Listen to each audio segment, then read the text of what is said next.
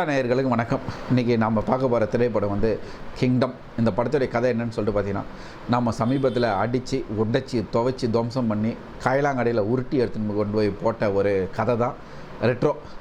இந்த பழைய காயலாங்கடைக்கு போன அந்த பொருளை ஏதோ கம்மி விலைக்கு ஏழை எடுத்து கொண்டு வந்து பட்டி பார்த்து டிங்கரிங் பார்த்து ஊருக்குள்ளே உருட்டி விட்ட கதையாக தான் இந்த கிங்டம் வந்திருக்கு. இந்த கிங்டம்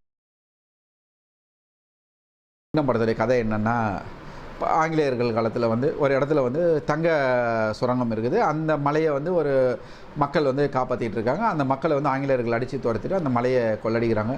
இவங்க எங்களை காப்பாற்ற ஒரு அரசன் கிடையாதா அப்படின்னு சொல்லிட்டு புலம்பிக்கிட்டு அங்கேருந்து தப்பிச்சு போகிறாங்க. அவங்க எங்கே போகிறாங்கன்னு தெரியல.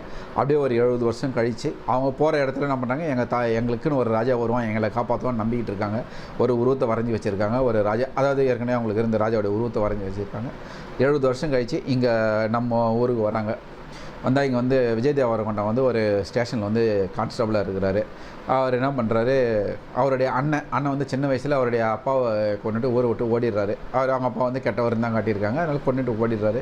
இவர் பல வருஷமாக அண்ணனை தேடிட்டு இருக்காரு. அண்ணன் கிடைக்கல. 20 வருஷமாக தேடிட்டு இருக்காரு அப்படின்னு சொல்லிட்டு வருது. அண்ணன் கிடைக்கல. இப்போ அண்ணனை கண்டுபிடிச்சிடுறாங்க. யார், நம்ம தமிழ்நாடு இந்திய போலீஸ் துறை, உளவுத்துறை அவங்க அண்ணனை கண்டுபிடிச்சது. உங்கள் அண்ணன் ஸ்ரீலங்காவில் ஒரு மிகப்பெரிய கடத்தல் குரூப்புக்கு அடியாளாக இருக்கிறான். அவங்க எடுத்துகிட்டு வர ஆயுதங்கள்லேருந்து தங்கத்திலேருந்து எல்லாமே இவன் தான் ஷிஃப்டிங் பண்ணி கொடுக்குறான். நீ போய் உங்கள் அண்ணன் கூட சேர்ந்து பழகி அவங்க கூட தங்கி அந்த பெரிய கேங்கை, அந்த நெட்வொர்க்கை கைது செய்ய நீ தான் உதவணும்னு சொல்லிட்டு இங்கேருந்து ஸ்ரீலங்காவுக்கு அனுப்பி வைக்கிறாங்க. இவர் இங்கேருந்து அங்கே போகிறாரு. அங்கே போய் அண்ணன் கூட சேர்ந்து அந்த வில்லன்களெல்லாம் எதிர்க்கிறாரு. கடைசியில் இவர் உளவாளின்னு தெரிஞ்சு இவங்க அண்ணனை போட்டு தள்ளிடுறாங்க. அதுக்கப்புறம் இவர் என்ன பண்ணுறாரு, இந்த ஊர் மக்களோட சேர்ந்து அந்த வில்லன்களை போட்டு தள்ளி அங்கே ராஜாவாகி நிற்கிறாரு. அடுத்து செகண்ட் பார்ட்டுக்கு லீடு கொடுக்குறாங்களா என்னன்னு தெரியல. அந்த மாதிரி தான் கொடுத்துருக்குறாங்க.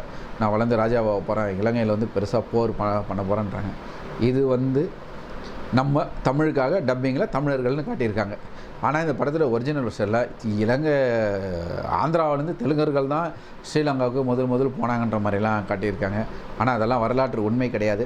இன்னொன்று, இந்த மாதிரியான இயக்குநர்களுக்கு ஒரே ஒரு விஷயம், எங்களுடைய தமிழர்கள் வரலாறு, தமிழர்கள் எப்படி இலங்கைக்கு போனாங்கன்ற வரலாறு எல்லாமே எங்களுக்கு தெரியும். இதை தயவு செஞ்சு தப்பாக எடுக்காதீங்க. எங்கள் தமிழரோட வரலாறு இந்தியாவில் இருக்கிற மற்ற மாநிலத்திலலாம் குறை சொல்கிறதே பெரிய வேலையாக இருக்குது. தப்பாக ப்ரொஜெக்ட் பண்ணுறது தான் வேலையாக இருக்குது. இந்த வேலைங்களெல்லாம் இனிமேல் கையை விடுங்க. ஏன்னா இல்லைன்னா கிங்டம் நாங்கள் உருட்டி கொண்டு போய் வெளியில் தான் வச்சுருவோம். சரியா? தவறான தகவல்கள் கொடுக்காதீங்க. உண்மையான வரலாறு கொடுங்க. இல்லைனா வரலாற்று படம் எடுக்காதீங்க. உங்கள் மாநிலத்துடைய வரலாறு நீங்கள் எடுத்துக்கோங்க. உங்களை யாரும் கேள்வி கேட்க போகிறது கிடையாது. எங்கள் தமிழர்களுடைய வரலாறு, எங்கள் தமிழர்கள் எப்படி இலங்கைக்கு போனாங்க, அங்கே என்னென்ன கஷ்டப்பட்டாங்க, அவங்க எப்படியெல்லாம் வாழ்ந்தாங்கன்றது உலகளாவிய தெரிஞ்ச விஷயம். அதை இந்த மாதிரி சினிமாவுக்காக பொய் சொல்லி அதெல்லாம் தவறாக சித்தரிக்கணும். ஏற்கனவே இங்கே இருக்கிறவங்களே அந்த மாதிரி நிறைய தவறான விஷயங்களெல்லாம் சொல்லிகிட்டு இருக்காங்க.